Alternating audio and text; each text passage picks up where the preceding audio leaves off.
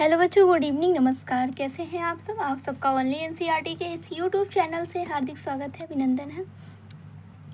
तो आइए हम एनसीईआरटी क्लास 6 से 12 तक पढ़ते हैं। तो कुछ प्रॉब्लम की वजह से हम क्लास रेगुलर नहीं डाल पा रहे थे, तो हम उसके लिए आप सभी से माफ़ी चाहेंगे। आइए देखते हैं। ये क्लास 6 का एनसीईआरटी है। आई होप कि हम आप सभी को रेगुलर अपना कंटेंट दे पाएँ। क्या, कब, कहाँ और कैसे चैप्टर फर्स्ट है। चैप्टर सेकेंड है आखेटक खाद्य संग्राहक से भोजन उत्पादक तक। चैप्टर 3 है आरंभिक नगर। चैप्टर 4 है क्या बताती है हमें किताबें और खबरें। 5 राज्य, राजा और एक प्राचीन गणराज्य। 6 नए प्रश्न, नए विचार। 7 अशोक एक अनूठा सम्राट जिसने युद्ध का किया त्याग। 8 खुशहाल गांव एवं समृद्धि शहर। 9 व्यापारी, राजा और तीर्थयात्री। 10 नए साम्राज्य और राज्य। 11 इमारतें, चित्र तथा किताबें। तो आइए हम आज से बुक रीडिंग देते हैं, ठीक है। तो क्लास 6 का चैप्टर फर्स्ट है। ये क्या, कब, कहाँ और कैसे। तो कैसे पता लगाया जाए। देखो, एक ये रसीदा है। तो ये बैठी थी और अचानक उसकी निगाह एक सुर्खी पे पड़ी जिस पे लिखा था 100 साल पहले। तो वो सोचने लगी कि कोई कैसे जान सकता है कि इतने वर्ष पहले क्या हुआ था। ये इसका विचार है। ये सोच रही थी कि 100 साल पहले क्या हुआ था, ये कोई कैसे जाने। तो आइए हम देखते हैं कि कैसे जानते हैं। तो कल क्या हुआ ये हम जानेंगे। कैसे जानेंगे? न्यूज़ चैनल खोलेंगे या न्यूज़पेपर पढ़ेंगे, इससे जान सकते हैं। पर 100 साल पहले क्या हुआ था ये हम अपने माँ पिता से या दादा दादी से क्या हुआ था हमें जानेंगे। परंतु 100 वर्ष पहले क्या हुआ था ये हम कैसे जान सकते हैं, ठीक है। तो अतीत के बारे में हम क्या जान सकते हैं। अब देखिए, ये नॉर्मल सा सवाल है। आज हम जैसा मेरा आज का जीवन है, लाइफ स्टाइल है जैसा हम लोगों का, हम यही सब जानेंगे अतीत में भी ऐसा होता था या नहीं होता था, ठीक है। तो अतीत के बारे में हम बहुत कुछ जान सकते हैं, जैसे कि लोग क्या खाते थे, ठीक है, कैसे कपड़े पहनते थे, किस तरह के घरों में रहते थे। अब ये क्या कह रहा है कि हम अतीत के बारे में यही जानना चाहेंगे ना कि अतीत में लोग क्या खाते थे, कैसे कपड़े पहनते थे, किस तरह के घरों में रहते थे। हम आखेटक यानी पशुपालक, कृषकों, शासकों, व्यापारियों, पुरोहितों, शिल्पकारों, कलाकारों, संगीतकारों या फिर वैज्ञानिकों के जीवन के बारे में जानकारी हासिल कर सकते हैं। और यही सब ये वो सामाजिक आदमी हैं जो आज भी हैं। तो इन्हीं सब के बारे में हम जानेंगे कि ये सब उस टाइम में क्या करते थे, कैसे रहते थे, कैसा इनका जीवन शैली था, ठीक है। अब ये भी जानेंगे कि बच्चे कौन से खेल खेला करते थे, कौन सी कहानियाँ सुना करते थे, कौन से नाटक देखा करते थे या पर कौन से गीत गाते थे। आज जैसे हम अपना बच्चे हमारे कार्टून देखते हैं, तो उस समय के बच्चे अपने मनोरंजन के लिए क्या करते थे, ठीक। अब देखिए क्या कहता है, लोग कहाँ रहते थे। तो नर्मदा नदी घाटी का पता लगाओ। कई लाख वर्ष पहले लोग इस नदी के तट पर रहते थे। यहाँ रहने वाले आरंभिक लोगों में से कुछ कुशल संग्राहक थे जो आसपास के जंगलों की विशाल संपदा से परिचित थे। अपने भोजन के लिए वे जड़ों, फलों तथा जंगल के अन्य उत्पादों का यहीं से संग्रह किया करते थे। वे जानवरों का आखेट करते थे। अब ये क्या कह रहा है कि नर्मदा नदी का पता लगाओ, क्योंकि इन्हीं नदी के किनारे एक विशाल जंगल था। यहाँ जो लोग रहते थे वो जंगल की विशाल संपदा से परिचित थे। वे जानवरों का आखेट यानी शिकार भी करके खाते थे। तो अगर इतना चीज़ बता रहा है तो हम एक अनुमान लगा सकते हैं कि यहाँ के लोग शिकारी थे, ठीक है। तो अपना शिकार करके भोजन यापन करते थे। अब क्या कह रहा है, उत्तर पश्चिम में सुलेमान और किरधर पहाड़ी का पता लगाओ। इसी क्षेत्र में कुछ ऐसे स्थान हैं जहाँ पे लगभग 8000 वर्ष स्त्री पुरुष ने सबसे पहले जौ और गेहूं जैसी फसलों उपजाना आरंभ किया था। उन्होंने भेड़, बकरी, गाय, बैल जैसे पशुओं को पालतू बनाना शुरू किया था। ये लोग गांव में रहते थे। उत्तर पूर्व में गारो तथा मध्य भारत में विंध्य पहाड़ी का पता लगा। ये कुछ ऐसे स्थान हैं जहाँ पर कृषि का विकास हुआ था और चावल सबसे पहले उपजाया गया था, वो विंध्य के उत्तर में है। अब आइए एक डायग्राम से आपको हम समझाते हैं। ये रहा सुलेमान और किरधर पहाड़ी है, ठीक है। ये ईरान जाने वाला दर्रा है, एक समतल मैदान है। यहाँ पे मेहरगढ़ गांव मिला था। यहाँ के स्त्री पुरुष ने सबसे पहले कृषि में गेहूं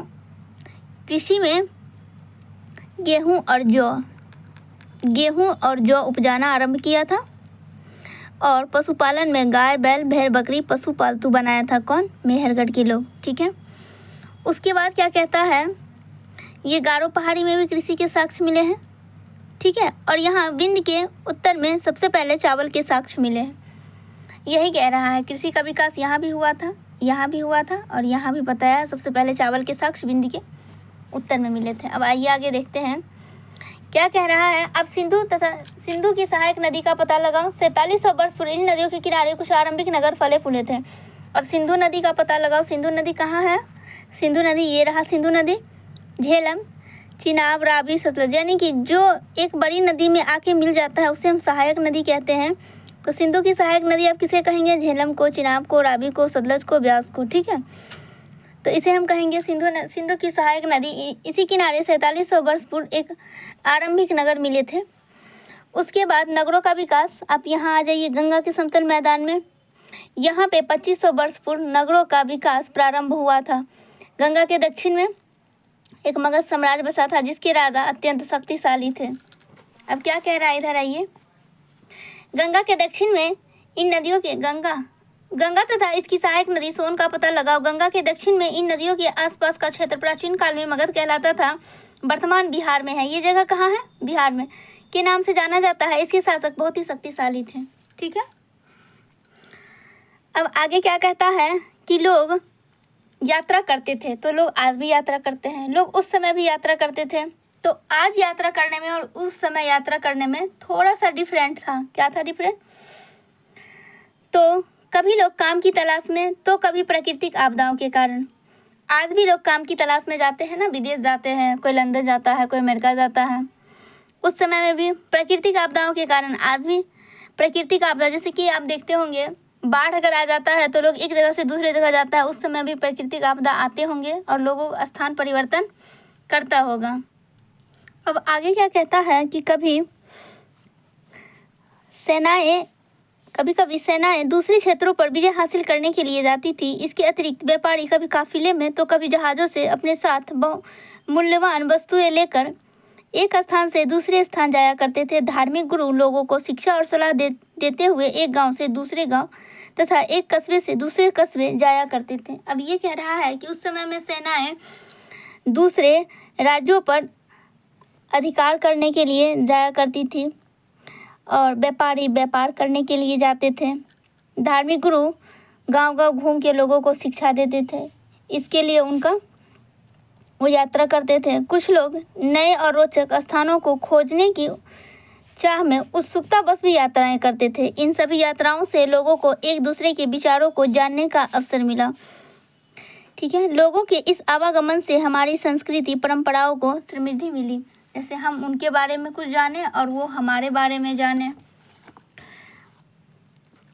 कई सौ वर्षों से लोग पत्थर को तराशने, संगीत रचने और यहाँ तक कि भोजन बनाने के नए तरीकों के बारे में एक दूसरे के विचारों को अपनाते रहे। अब ये कह रहा है कि हमारी संस्कृति उसमें और उनकी संस्कृति हमारे में विलीन हो गई। कुछ हम उनका सीखें और वो हमारा सीखें। अब आगे ये क्या कहता है कि देश का नाम कैसे पड़ा। तो हम अपने देश के लिए दो नाम का प्रयोग करते हैं, एक इंडिया, दूसरा भारत। ठीक है, तो इंडिया जो शब्द है ये इंडस से निकला है, जिसे हम संस्कृत में सिंधु कहते हैं। इंडिया शब्द है किससे निकला है? इंडिया इंडस से निकला है। इंडस को हम संस्कृत में क्या कहते हैं? सिंधु कहते हैं। अब 2500 वर्ष पूर्व ईरानी और यूनानी आए। कहाँ से आए? उत्तर पश्चिम की ओर से। जिस साइड हम मेहरगढ़ दिखाए थे भारत के मानचित्र में, उत्तर पश्चिम की ओर से हम दिखाए थे, आज पाकिस्तान है, उधर से ईरानी और यूनानी आए। इन्होंने सिंधु को हिंदोस अथवा इंदोस कहा और इस नदी के पूर्व में स्थित भूमि प्रदेश को इंडिया कहा। ठीक है, तभी से इंडिया नाम पड़ा। और भारत नाम का प्रयोग उत्तर पश्चिम में रहने वाले लोगों के एक समूह के लिए किया जाता था। इस समूह का उल्लेख संस्कृत की आरंभिक कृति ऋग्वेद में भी मिलती है। अब इंडिया नाम कैसे पड़ा? तो ये कहा जाता है कि 2500 वर्ष पूर्व उत्तर पश्चिम से आने वाले ईरानी और यूनानियों ने हिंदोस अथवा इंदोस कहा और इस नदी के पूर्व में स्थित भूमि प्रदेश को इंडिया कहा। जो इंडिया शब्द है ये इंडस से निकला है, जिसे हम संस्कृत में सिंधु कहते हैं। ठीक है, और वही उत्तर पश्चिम में एक भरत नाम का कबीला रहता था जिसका उल्लेख ऋग्वेद में किया गया है। तो भरत कबीले के नाम पे भारत पड़ा। अब अतीत के बारे में हम कैसे जानें? तो अतीत की जानकारी हम कई तरह से प्राप्त कर सकते हैं। इनमें से एक तरीका है अतीत में लिखी गई पुस्तकों को ढूंढना और पढ़ना। ये पुस्तकें हाथ से लिखी होने के कारण पांडुलिपि कही जाती है। अंग्रेजी में पांडुलिपि के लिए कौन सा वर्ड प्रयोग होता है? तो मैन्युस्क्रिप्ट। मैन्युस्क्रिप्ट जो शब्द है ये लैटिन शब्द मेनु, जिसका अर्थ हाथ है, से निकला है। ये पांडुलिपियां प्रायः तारपात्र अथवा हिमालय क्षेत्र में उगने वाले भोज नामक पेड़ की छाल से विशेष तरीके से तैयार भोजपात्र पर लिखी मिलती है। अब ये क्या कह रहा है कि ये पांडुलिपि, हम अतीत की जानकारी कैसे लेते हैं? पांडुलिपि से लेंगे।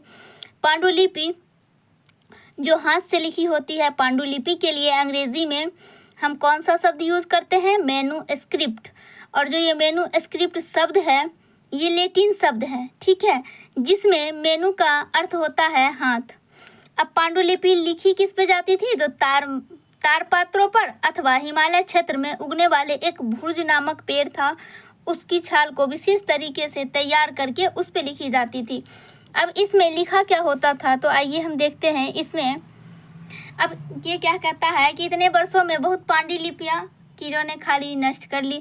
तो अब देखते होंगे कोई किताब जब खराब होता है तो उसका नीचे वाला ऊपर वाला खराब हो जाता है, बट बीच में जो रहता है वो सेफली रह जाता है। तो हो सकता है वही सेफली वाला पेज इन्होंने पढ़ा होगा पांडुलिपि का। तो ये क्या कह रहा है? कितने वर्षों में कई पांडुलिपियों को कीड़ों ने खा लिया तथा कुछ नष्ट कर दिए गए, फिर भी ऐसी पांडुलिपियां आज भी उपलब्ध हैं। प्रायः ये पांडुलिपियां, अब ये कहाँ से मिला है? तो मंदिर और बिहारों में।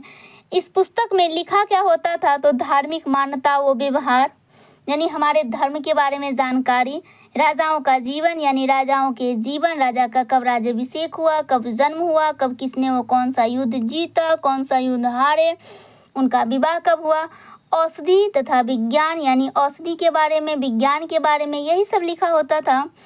इसके अतिरिक्त हमारे यहाँ महाकाव्य, कविताएं तथा नाटक भी हैं। इनमें से कई संस्कृति में, अब इसकी भाषा क्या थी आप ऐसे समझो, तो भाषा इसकी संस्कृत थी और प्राकृत थी, तमिल थी। प्राकृत भाषा का प्रयोग आम लोग करते थे, ठीक है, प्राकृत भाषा का प्रयोग आम लोग करते थे। अब आपसे ये पूछ लिया जाएगा कि पांडुलिपियां किस भाषा में लिखी होती थी, तो आप क्या बोलोगे? संस्कृत बोलोगे, ठीक है। तो इनमें से कई संस्कृत में लिखे हुए मिलते हैं, जबकि अन्य प्राकृत और तमिल में मिलते हैं। प्राकृत भाषा का प्रयोग आम लोग करते थे, ठीक है। तो तमिल में आपको महाकाव्य, कविताएं तथा नाटक भी मिले होंगे। हम अभिलेखों का भी अध्ययन कर सकते हैं। ऐसे लेख पत्थर अथवा धातु जैसी अपेक्षाकृत कठोर सतहों पर उत्कीर्णीय किए गए मिलते हैं। कभी कभी शासक तथा अन्य लोग अपने आदेशों को इस तरह उत्कीर्णीय करवाते थे ताकि लोग उन्हें देख सके, पढ़ सके तथा उनका पालन कर सके। कुछ अन्य प्रकार के अभिलेख भी मिले हैं जिसमें राजाओं तथा रानियों सहित अन्य स्त्री पुरुष के भी अपने कार्यों के विवरण उत्कीर्णीय करवाए गए हैं। उदाहरण के लिए प्रायः शासक लड़ाइयों में अर्जित विजयों का लेखा जोखा करते थे। अभी क्या कह रहा है कि ये अभिलेख और पांडुलिपि, तो इसमें भी दोनों में सेम है, बट अभिलेख में क्या है ना, इसमें राजा वो लेख लिखवाता था जो ताकि लोग, उनकी जो प्रजा है वो देखें और उनका पालन करें, ठीक है। तो अशोक लेख क्यों लिखवाता था आपको पता होगा, ताकि लोग, जो जहाँ के लोग नहीं पढ़ पाते थे तो वहाँ पढ़ने के लिए भी वो एक आदमी रखता था जो लोगों को पढ़ के बताए। अब आगे देखिए, पांडुलिपि और अभिलेख के अलावा भी कुछ साक्ष्य मिले हैं जिससे हमें अतीत जानने में काफ़ी ज़्यादा मदद मिली है। इसके अतिरिक्त अन्य कई वस्तुएं अतीत में बनी और प्रयोग में लाई जाती थी। ऐसी वस्तुओं का अध्ययन करने वाले व्यक्ति को पुरातत्वविद कहलाता है। पुरातत्वविद पत्थर और ईंट से बनी इमारतों के अवशेषों, चित्रों तथा मूर्तियों का अध्ययन करते हैं।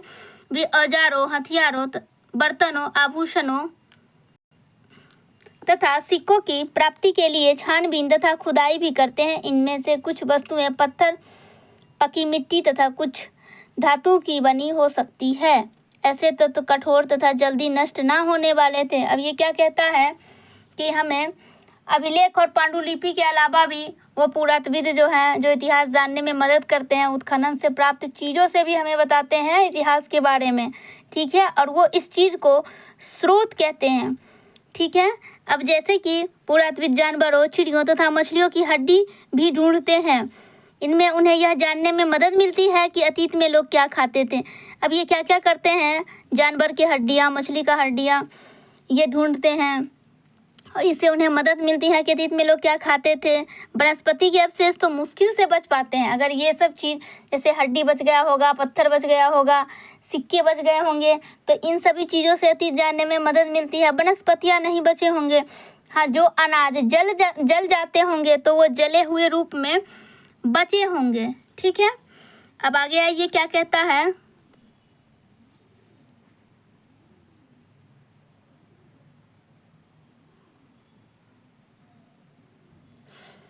तो आगे क्या कह रहा है कि पांडुलिपियां, अभिलेख तथा पुरातत्व से ज्ञात जानकारियों के लिए इतिहासकार क्या कहते हैं, कौन सा शब्द प्रयोग करते हैं, स्रोत का प्रयोग करते हैं।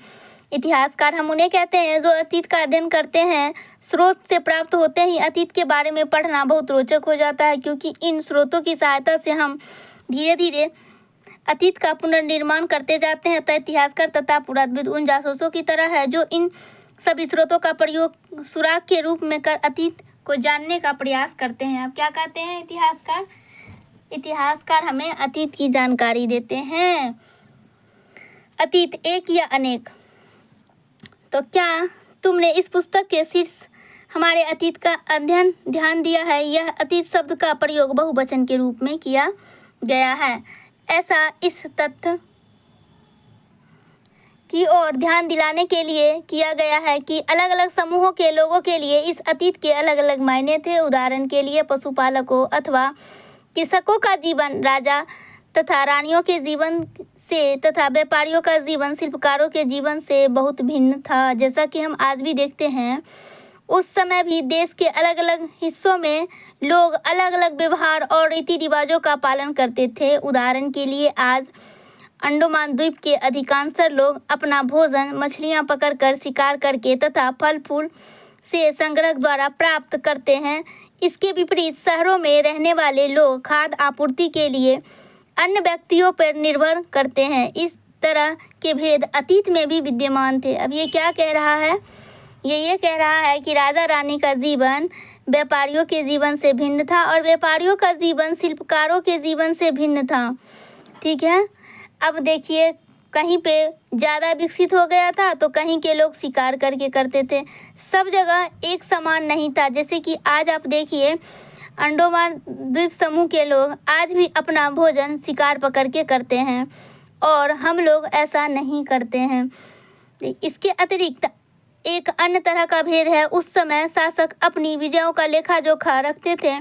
यही कारण है कि हम उनके बारे में जानते हैं परंतु आम आदमी के बारे में नहीं जानते हैं, क्योंकि उनके कार्यों का लेखा जोखा हमें नहीं मिला है। वे अपने बारे में नहीं लिखवा पाए क्योंकि वे आम जिंदगी जीते थे। ठीक है, अब आगे क्या कहता है, तिथियों का मतलब। अगर कोई तुमसे तिथि के विषय में पूछे तो तुम शायद उस दिन की तारीख, माह, वर्ष, जैसे कि 2000 या इसी तरह का कोई और वर्ष बताओगी। वर्ष की यह गणना ईसा धर्म प्रवर्तक ईसा मसीह के जन्म की तिथि से की जाती है। अतः 2000 वर्ष कहने का तात्पर्य ये है कि ईसा मसीह के जन्म के 2000 वर्ष के बाद से है। ईसा मसीह के जन्म की पूर्व की सभी तिथि ईसा पूर्व यानी ईसा से पहले के रूप में जानी जाती है। इस पुस्तक में 2000 को अपना आरंभिक बिंदु मानते हुए वर्तमान से पूर्व की तिथियों का उल्लेख कहते हैं। अभी ये कह रहा है कि ईसा मसीह के जन्म की बाद की सभी तिथियों को हम ईस्वी में गिनते हैं और ईसा मसीह के जन्म से पहले की सभी तिथियों को हम ईसा पूर्व कहते हैं। ठीक है, और हम इस पुस्तक को अपना आरंभिक बिंदु ईसा मसीह के जन्म के 2000 से गणना करेंगे।